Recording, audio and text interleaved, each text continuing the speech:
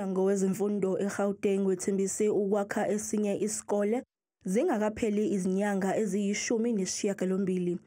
Lokhu-ke kuza emva kokuthi uthole ukuthi kuzomba eqolo ukulungisa sona lesikole njengoba sesineminyaka engu-85 saba khona. That report really it showed us it was more expensive to refurbish the current school, the current classrooms, as opposed to building a new school. So we opted for a model of a new school, of which the community is what they've requested of us.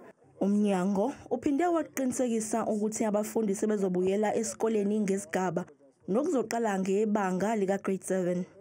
So the learners will be coming back in a phased-in approach, because the first thing, the biggest prohibition of learners to coming on all of them at once is this issue of nutrition, because learners need to eat.